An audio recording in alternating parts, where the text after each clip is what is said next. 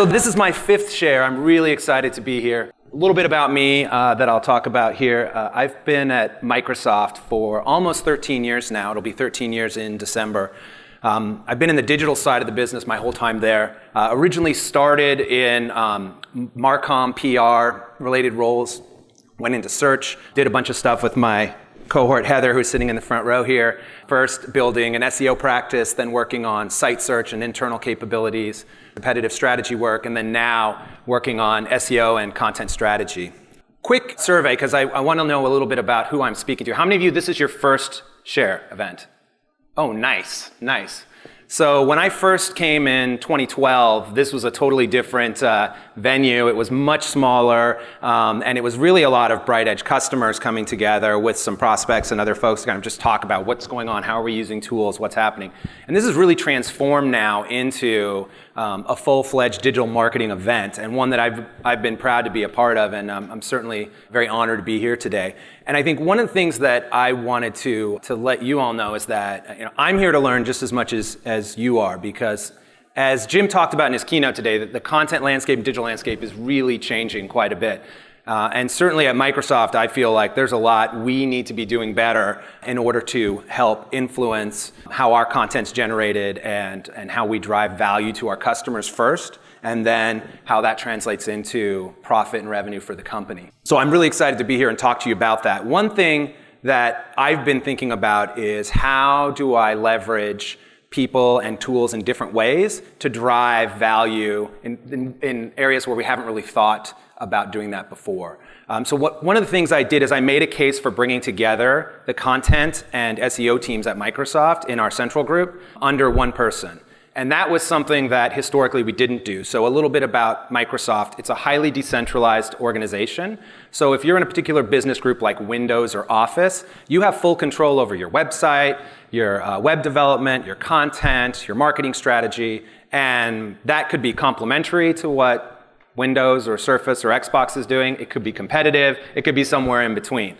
And so my team has really tried to figure out how do we bridge that environment and find ways to drive standard approaches and prove out really solid ways of bringing content and traffic together so that other people say, okay, I get the premise of what you're trying to do. How can I apply that in my own business? So it's very much an influence model, find partners who we can deal with. So if that's a little bit of how your organization is set up, or you're a little bit of a lone wolf, then I'm right there with you. One thing I kind of want to start off with is that there's a general premise that content's really important. We heard that today from Jim and from some of the speakers this morning. And if you look at different surveys and industry data, not only are they saying that content's important, but that content and SEO or other traffic-related mechanisms have to be more closely aligned. And I think probably if I were to ask you if you agree with that your heads would generally be nodding yes. However, I found that more often than not, we're really very siloed in terms of how we operate. And I always think about this Dilbert cartoon as a good example of that. It's like we want to get our work done and don't disturb me. Or maybe you've got partners that are really kind of troubling to bring to the table and get to engage.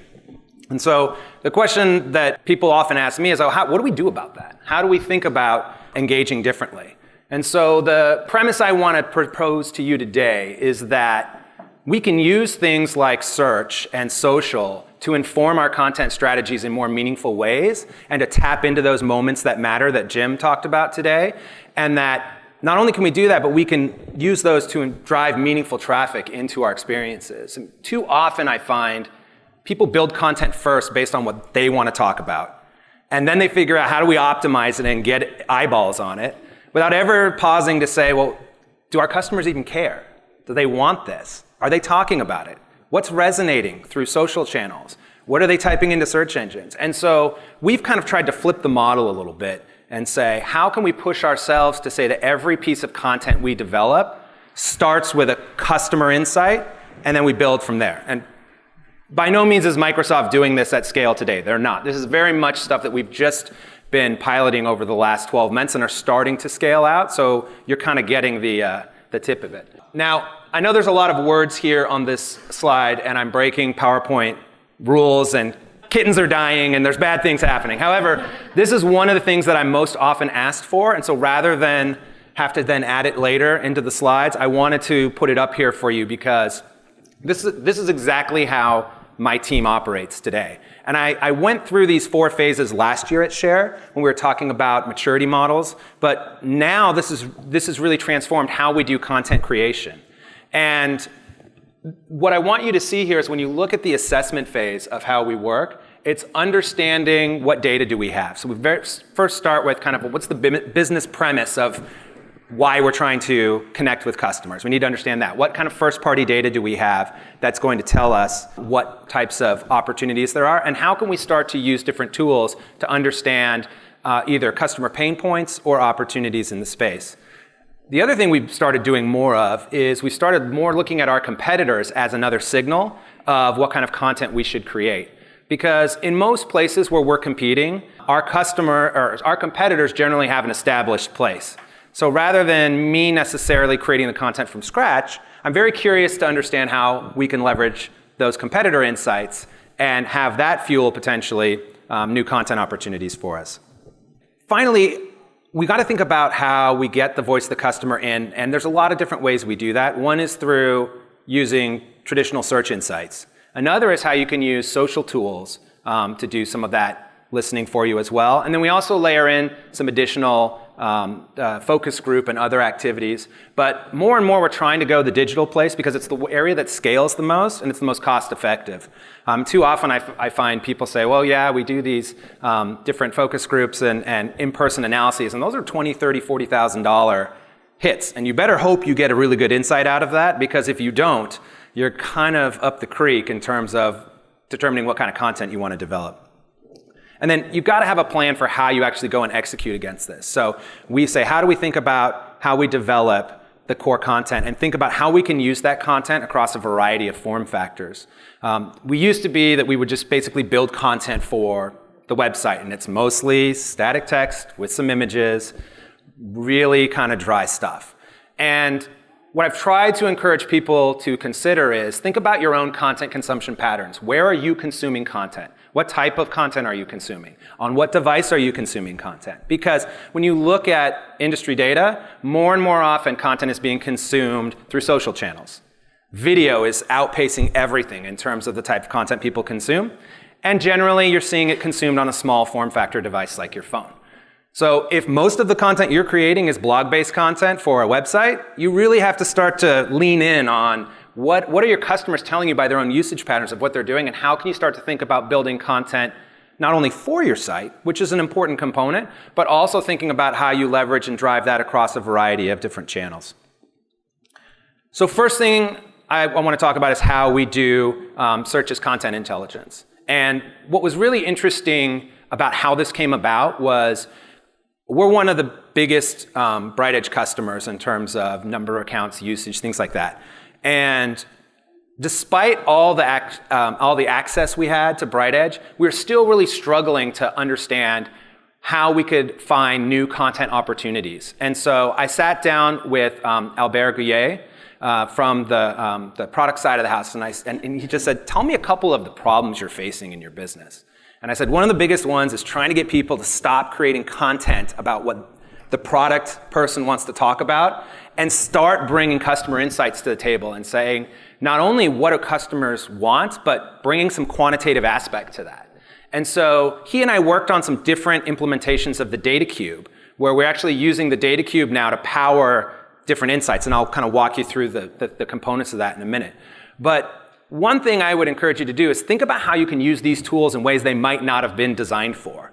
Kind of if you think about how you can hack the data cube to do some creative things around showing you opportunity analysis, maybe for content you haven't created yet versus only applying it to things you've already written, it can really go a long way toward helping you unlock value and new opportunities. So search as content intelligence is really a big component of this. I'll give you some examples in a little more detail in a second. But I also would say don't forget about social.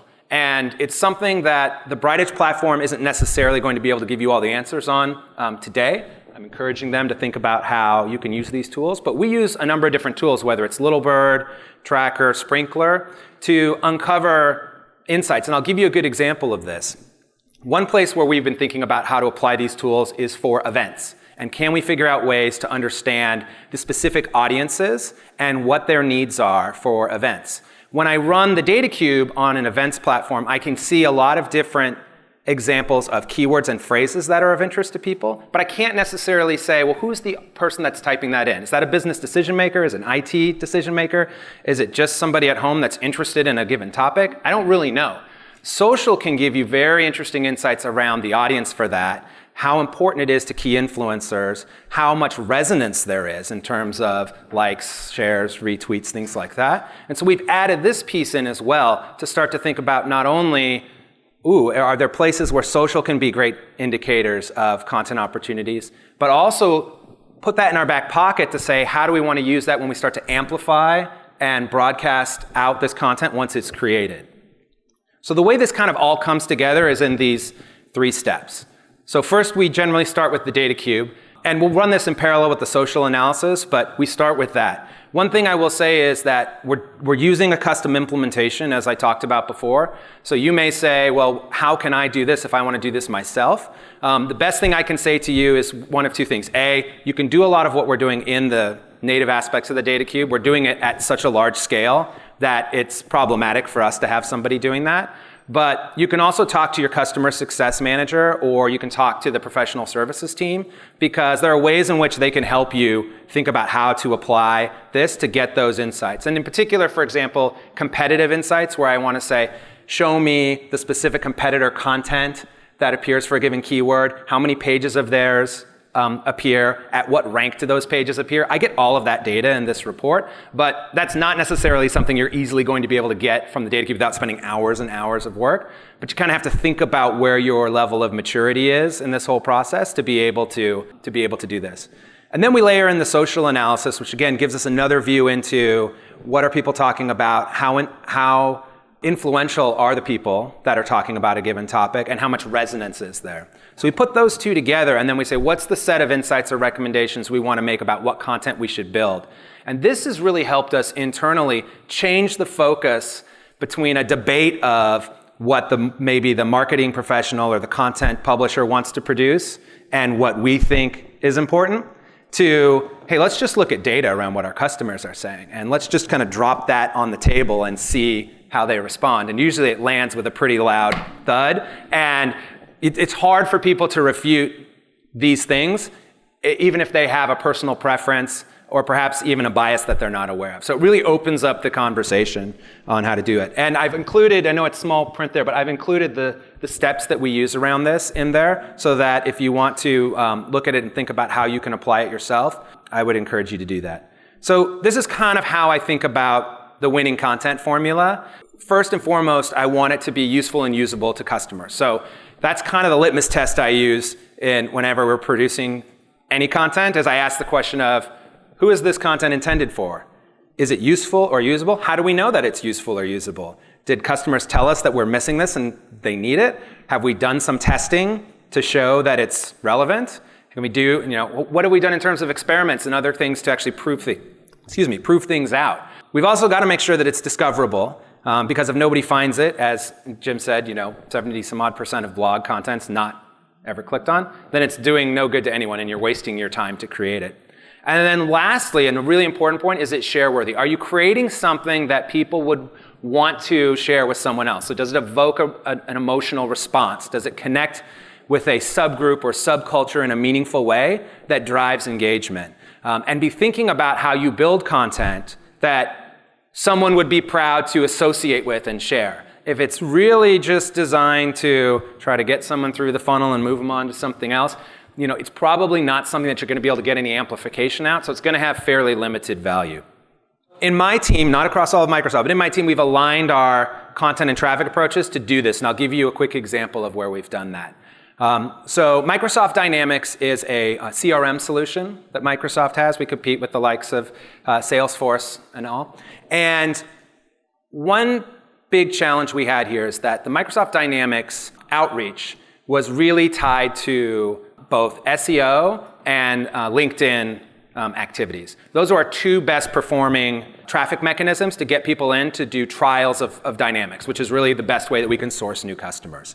But what we found was there was really a challenge in tapping out on those. So on the SEO front, they're like, we've got these couple of pages, they perform really well. We don't really know what else to build, and we're not sure how else to scale on it. On the LinkedIn front, they said, we've got a couple of really good white papers that we push out. We use that in conjunction with Marketo to get pieces of information back and source people and build a profile and ultimately try to get them to sign up for a trial. But the number of pieces of content we have for that are somewhat limited, and we know that those industry analyses are only going to reach so many people. So we did an analysis with the Data Cube, and it told us a couple of things. One is that there was a big opportunity to focus on broad-based terms. And this kind of gets to that moments that matter piece that Jim talked about with the flu shots earlier today, where we didn't necessarily have visibility that this was a huge opportunity, but we were on page 2 for a very high traffic term that we could really build a story around as an expert on CRM to answer that basic question and get people to first understand what CRM is, and then understand that Microsoft plays in the CRM space. And perhaps we've got some resources and solutions that could be useful to you, whether that is the Dynamics platform itself, or a lot of other ways that we're helping different industries and different folks achieve more in their businesses. We also looked at rich content and facts targeted at BDM. So when you think back to that LinkedIn example, what were ways in which we could do more to drive meaningful engagements in that space? So we started to say, can we take a lot of the rich data that we have from either those research reports or from our own analysis and create new form factors? And so what we did is we first started with infographics. And so we would build an infographic and kind of say, okay, is there a cool visual here that we can do that explains a lot of rich data that BDMs can use to help make an argument to try to move their business in a particular direction or make a particular investment. So that's kind of that middle piece there.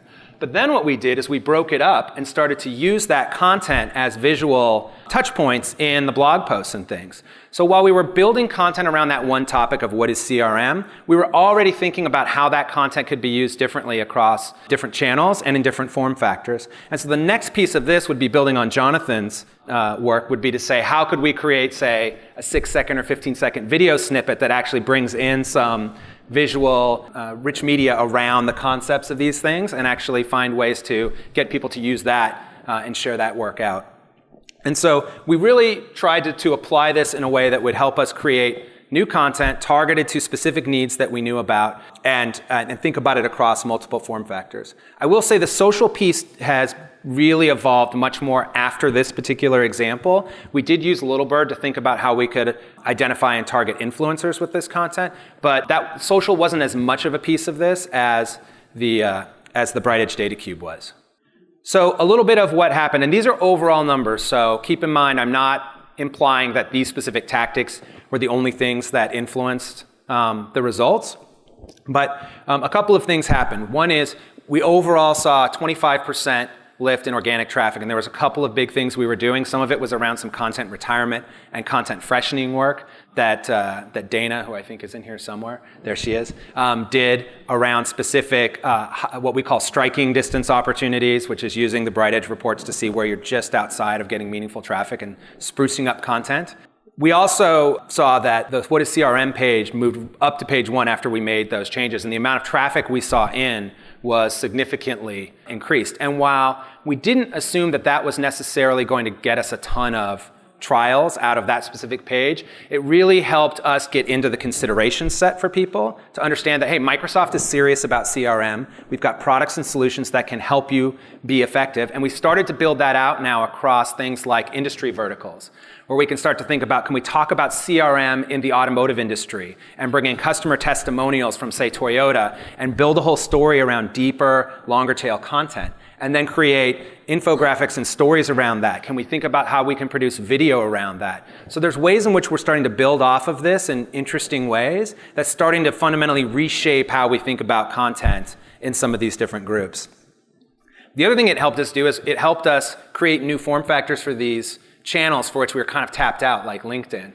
So when you understand which channels are performing the best and you feel like you're hitting that ceiling, think about whether you have the right content in the right form factor being delivered to the right audiences to be able to really maximize work. So a couple of takeaways, and then we've got lots of time for questions. First of all, you determine where you are within your organization and your overall readiness. It took a while for us to get to a point where other groups wanted to have this conversation with us about this, especially because there were so many organizations that were entrenched in a certain way of doing things. That made it necessary for us to kind of figure out who was going to be the right partner and how could we deliver a solution that could then scale. And the great thing about Dynamics is a very scrappy business within Microsoft. We are not the market leader in CRM solutions. And so they really wanted to figure out how they could supercharge their marketing efforts to drive broader awareness and engagement and improve trials. So that was a much better partner for us than an Office or a Windows that was in a more dominant position and kind of like, hey, we've got, hundreds of millions of dollars at work driving all this other stuff. You're asking us to come in and kind of, work in this other area. That probably wouldn't have been the right area for us to focus. But now we've built a case and we're starting to take that case out to those more established groups with good proof points. So think about the readiness of these teams to work together and who the right partner is.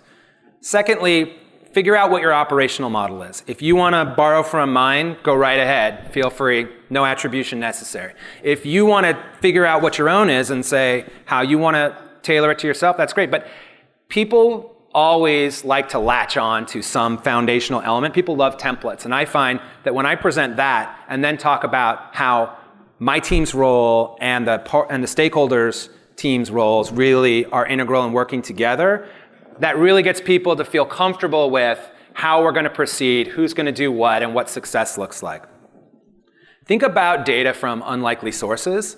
In this case, hacking the data cube and kind of using it for a reason it wasn't originally intended for was a great opportunity to unlock value for content development, as opposed to just using the data cube to potentially help us understand opportunities to go after in terms of, say, low levels of competition or applying it kind of after the fact. We've also used it to do analysis of how much content we have. So we've actually turned the data cube on Microsoft.com and said, help us understand how much duplicative content we have, where does it live, what does the rank look like? So we can start to come together and say to people, hey, we've got all these pages, they're competing with each other, it's not driving any value, how do we start to retire content and actually get our footprint smaller so we can get more value out of a smaller number of pages? So think about how you can use these tools in unlikely ways, because that's often a really big opportunity to think about how you can drive value in your organization. We've talked about how to scale and deliver content across a variety of form factors. Jonathan had some great examples of the power of video. Always be thinking about what else can I be producing? Is this the right form factor for the right audience? And try and experiment with different things. You won't always be successful, but the learnings from that are really key. And it's really important to not just become complacent with a given channel just because it seems to be working for you. And platforms and services is how we scale. I have a 4-person team. I have 2 people focused on SEO, 2 people focused on content. And the way we scale is by using these tools to help us tackle a large amount of surface area, find those opportunities, and then invest deeply on a couple, build the case for value, and then secure more resources and things along the way. Thanks so much for being here.